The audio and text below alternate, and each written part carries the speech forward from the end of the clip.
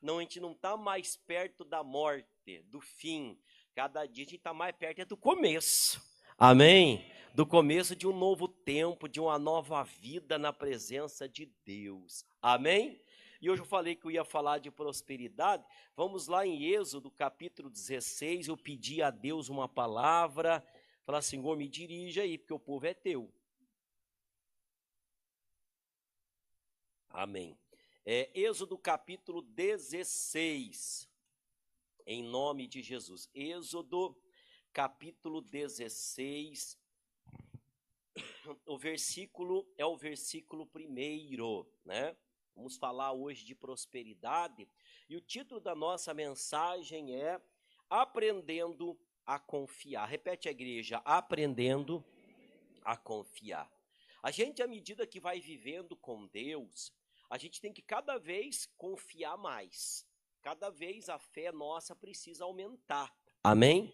E a fé, ela é passível de aumentar. Você vai tendo as suas experiências com Deus, você vai confiando em Deus, vai vendo Deus operar na tua vida e a fé, ela vai aumentando. Amém? E vai aumentando cada vez mais. Olha o que dizem em Êxodo 16, 1. E partidos de Elim, toda a congregação dos filhos de Israel veio ao deserto de Sim, que está entre Elim e Sinai, aos 15 dias do mês segundo, depois que saíram da terra do Egito. E toda a congregação dos filhos de Israel murmurou, diga murmurou, contra Moisés e contra Arão no deserto. E os filhos de Israel disseram-lhes, quem dera que nós morrêssemos por mão do Senhor na terra do Egito. Quando estávamos sentados junto às panelas de carne, quando comíamos pão até fartar, porque nos tendes tirado para este deserto, para matar desde fome a toda esta multidão. Irmão, o ser humano, ele tem um negócio com ele de murmuração terrível. É ou não é verdade? O ser humano tem uma coisa que ele sempre está reclamando. Ele sempre tem que reclamar de alguma coisa. O povo estava no Egito, na mão de Faraó, seus filhos eram escravos, seus filhos nasciam escravos debaixo da escravidão. Deus vai com mão forte, tira o povo de Israel, e agora o povo está passando pelo deserto, indo em direção à terra prometida. E o povo começa a murmurar, começa a regatear, não, porque dizendo que eles estavam murmurando contra Moisés e contra Arão. Mas na verdade, a nossa vida não está na mão. Vamos pegar a igreja de exemplo. A minha vida não está na mão do pastor Jaime, na mão do missionário. A sua vida não está nas minhas mãos, não está nas mãos do teu patrão. A nossa vida, ela está na mão de quem? Quem aceitou Jesus já na sua vida de coração? Levante a mão, quero ver. Você aceitou? Então você entregou a tua vida para quem? Para Deus. Quem que está nos cuidados da nossa vida? É Deus. Mas a gente sempre começa a reclamar do Moisés, começa a reclamar do Arão, começa a tentar jogar pedra em alguém, culpando a pessoa pelo nosso sofrimento, pelo nosso momento difícil, em vez da gente olhar para quem? Para Deus. Nós temos que aprender, irmão, a confiar em Deus. O povo aqui murmurava, reclamava. Segure aqui, irmãos, vamos lá para Filipenses, já vou voltar aqui, tá? Filipenses, capítulo 4, o versículo é o versículo 10, vamos lá? Filipenses, capítulo 4, versículo 10, nome de Jesus. Filipenses, capítulo 4, verso 10. Então o ser humano tem essa tendência, reclama do marido, reclama da esposa, reclama do pai, reclama da mãe, reclama da professora, reclama da escola, né? Não estou falando que certas coisas nós não temos que reclamar, porque também protestar faz parte da nossa caminhada, sim ou não? Mas uma coisa é protestar e outra coisa é ficar murmurando, e não faz bem para a nossa vida espiritual. Filipenses 4,10 diz assim: ora, palavras do apóstolo Paulo, muito me regozijei no Senhor por, finalmente, reviver a vossa lembrança de mim, pois já vos tinhais lembrado, mas não tinhais tido oportunidade. Não digo isso como por necessidade. Repete agora, igreja, porque já aprendi a contentar-me com o que tenho. Paulo disse, pessoal, eu aprendi a viver contente em qualquer situação. Versículo seguinte, olha lá. Sei estar abatido e sei também ter abundância. Em toda maneira e em todas as coisas estou instruído, tanto a ter fartura como a ter fome, tanto a ter abundância como a padecer necessidade. Aí olha um versículo que a gente usa muito e às vezes até fora do contexto. Posso todas as coisas naquele que me fortalece, né? Todavia fizeste bem em tomar parte na minha aflição. Então Paulo disse, pessoal, eu aprendi. Quer dizer, quando você fala que aprendeu, quer dizer que é uma coisa que houve uma época da tua vida que você vivia diferente, que você não sabia que era daquele jeito. Mas o tempo foi passando, Paulo foi crescendo espiritualmente, e o Paulo aprendeu a viver contente. Diga amém. Poxa, nós estamos vivendo uma época de grande prosperidade, glória a Deus. Mas de repente existem momentos na nossa vida que talvez não está toda aquela prosperidade. Existem momentos na nossa vida que não está toda aquela abundância. Eu vou continuar confiando em Deus, porque eu sei que é dele que vem o meu suprimento diário. Diga amém. Então, às vezes, a pessoa está sempre murmurando. Não, a Bíblia diz que você tem que aprender a viver contente. Amém? Aprenda a viver contente. Paulo disse, olha, estou feliz que vocês tomaram parte na minha aflição, mas eu quero dizer uma coisa, eu aprendi a viver contente. Eu posso todas as coisas naquele que me fortalece. Eu posso passar por prosperidade, que eu estou alegre e firme com Jesus. Eu posso passar por privação, que eu estou alegre e estou firme com Jesus. Essas coisas temporais, o apóstolo Paulo está dizendo, não alteram a minha fé, a minha alegria, porque o meu foco está em Cristo. Diga amém. E o povo não, o povo estava no deserto, na mão de Deus, mas murmurando porque estava com saudade da comida que eles tinham aonde? Quando eles eram o que mesmo?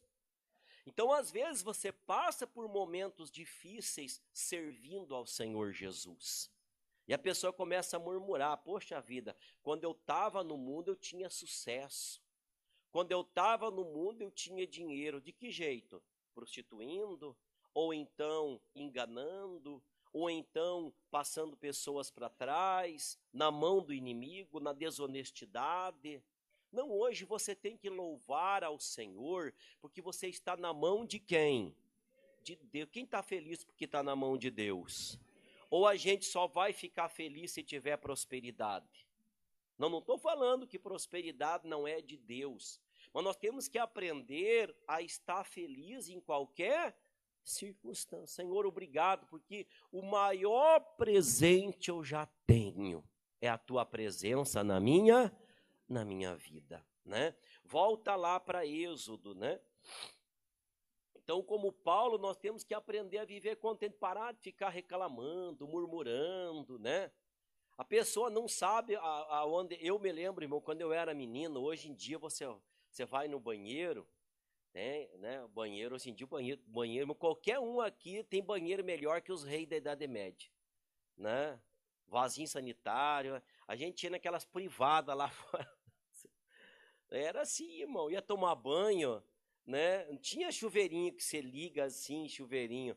O cara que era sofisticado, ele tinha aqueles banheiros, chuveiro que você colocava água dentro dele, Daí você pegava com a manivela, levantava, ele ficava no alto, você ia lá e desroscava. E tinha tempo o banho. Era aquela baldada de água que você colocou ali dentro. Então você dava uma molhada, se ensaboava rápido, ligava de volta para poder limpar. Quem já tomou banho assim já, irmão? Então, irmão, a gente viveu numa simplicidade, temos que aprender a viver contente, sim ou não? Tem gente, irmão, que tem de tudo em casa, reclama porque não é a Nutella, é outro negócio. Reclama porque não é da marca tal, é da marca tal, né? Reclama de qualquer, mas murmura, reclama. Para com isso não agrada a Deus. Paulo disse, eu aprendi a viver contente. Diga amém. Qualquer ocasião, eu estou feliz. Se eu estou podendo usar o Nike, se eu estou podendo usar, qual marca que é? Ultra Mega Master Power aí. Hã? Adidas, né? Amém. Se eu não estou podendo usar. Lembra do chinesinho? Que lembra do chinesinho, irmão? Pô, aquele foi uns 5 merré, irmão, o chinesinho, né? Que chute. Que chute era uma maravilha. Que chute você jogava bola, você trabalhava, você brigava na escola. Aquilo era pau para toda obra, aquele negócio. Sim ou não? Então a gente tem que aprender a viver contente. Mas voltando lá, né, para Êxodo capítulo 16, versículo 3, pessoal. Vou ler de novo 3, ó. E os filhos de Israel disseram-lhes, quem dera que nós morrêssemos na mão do Senhor. Mas são, né, falando até de morrer. Na terra do Egito, quando estávamos sentados junto às panelas de carne, quando comíamos pão até fartar, porque vós tendes tirado nos tendes tirado para esse deserto, para matar de fome a toda essa multidão. Eu lembro, irmão, que quando eu morava no interior, nós quase todo dia comia costela de frango, que é o dorsinho que é o que dava para comprar, irmão. Hoje em dia, eu sempre brinco, né? A gente comia costela, mas era de frango, não era de gato, né? É o que dava para comprar. Hoje a pessoa vai reclamar de uma mistura, dá vontade de pegar aquela panela aí. Só não sabe o que é passar a luta. Nós temos que aprender a viver contente, né? Versículo 4. Então, disse o Senhor a Moisés, eis que vos farei chover pão dos céus, e o povo sairá e colherá cada dia a porção para cada dia. Cada dia vão colher a porção para cada dia, para que eu veja se anda em minha lei ou não. E acontecerá no 6º dia que prepararão o que colherem, e será o dobro do que colheram cada dia. Amém? Então você veja que mesmo diante da murmuração, da reclamação do povo, ainda Deus teve o quê? Paciência. Porque eles estavam naquele período do ensinado, do aprender. Então mas chegou uma hora que Deus perdeu a paciência com eles e morreram todo mundo no deserto. Mas naquele momento Deus teve paciência com eles. Vamos ver esse episódio. Mesmo capítulo 16, versículo 14 agora. Pula para o 14, vamos lá? 16, 14, nome de Jesus. Diz assim, e alçando-se o orvalho caído, eis que sobre a face do deserto estava uma coisa miúda, redonda, miúda como a geada sobre a terra. E vendo-a os filhos de Israel, disseram uns aos outros, que é isto? Porque não sabiam o que era. Disse-lhes, pois, Moisés, este é o pão que o Senhor vos deu para comer. Esta é a palavra que o Senhor tem mandado. Colhei dele cada um conforme o que puder comer, 1 gomer por cabeça. Segundo o número das vossas almas, cada um tomará para os que se acharem na sua tenda. E os filhos de Israel fizeram assim, e colheram uns mais e outros menos. Porém, medindo-o com o gomer, não sobejava o que colhera muito, nem faltava o que colhera pouco. Cada um colheu tanto quanto podia comer. E disse-lhes Moisés: ninguém deixe dele para amanhã, não é para guardar, né? É o pão de cada dia, né? Eles, porém, não deram ouvidos a Moisés. Antes, alguns deles deixaram dele para o dia seguinte. E aquele criou bichos e cheirava mal. Por isso indignou-se Moisés contra eles. Eles, pois, o colhiam cada manhã, cada um, conforme ao que podia comer, porque aquecendo o sol, derretia-se. Diga glória a Deus. Irmão, o que é que Deus estava ensinando para o povo de Israel aqui? Deus estava ensinando o povo de Israel a confiar nele diariamente. Amém? Para sua necessidade mais básica, que é o quê? O pão de cada dia. Deus estava ensinando, olha, irmão, eles não tinham sobrando. De noite eles comiam, né, o que sobrou lá, a janta deles, vamos dizer assim. E no outro dia de manhã, se por algum motivo a jada falhasse, não viesse o maná, eles e as crianças iam ficar o quê? Então eles tinham que confiar. Olha, amanhã cedo Deus vai mandar mais uma nova safra aí. Comia, e não era para colher, vamos colher o máximo que puder para guardar. Era assim? Não, você colhia aquela quantidade e se guardasse dava bicho, fedia. Era confiança diária em quem? E é o que Deus quer ensinar para a igreja